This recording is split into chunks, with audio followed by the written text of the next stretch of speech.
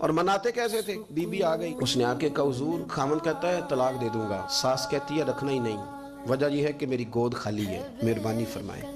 شیخ عبد القادر جیلانی نے مصلی بچھایا، ہاتھ اٹھائے، اللہ بیچاری تڑپتی آئی ہے، اس کی گود ہری کر دے، کرم فرما دے، یہ بیچاری بڑی دکھی ہے، بندہ نوازی فرما۔ حضرت خضر علیہ السلام آئے، کہنے لگے حضور، شیخ عبد القادر جیلانی سے کہنے لگے آپ دعا نہ کریں، میں پیغام لے کے آیا ہوں، اس کے نصیب میں ہی اولاد نہیں، نہ کریں دعا، نے کر دی پر یہاں تو ہے ہی نہیں۔ تو یہ لاڈلے ہیں نا رب رسول کے، اللہ رسول کو منا لیتے ہیں۔ تو غوث پاک کہنے لگے اچھا نہیں اس کے نصیب میں دعا، چلو ٹھیک ہے، اولاد کوئی نہیں، کوئی نہیں۔ پھر ہاتھ اٹھائے، کہ اللہ تجھے پتہ تھا نا کہ یہ میری طرف آ رہی ہے، اور اللہ تجھے علم تھا نا میرے دروازے تک آ گئی ہے، اور مالک تجھے پتہ تھا نا دعا کب کہے گی اور میں دعا کروں گا، تو جانتا تھا نا۔ اچھا اچھا میں سمجھ گیا، اب یہ لوگوں سے جا کے کہے گی میں عبد القادر تک بھی ہوا یوں پر میرا کام نہیں بنا، ملا کچھ نہیں، یہ کہے اور دو آنسو شیخ عبد القادر جیلانی۔ غوث پاک اللہ اچھا ٹھیک ہے۔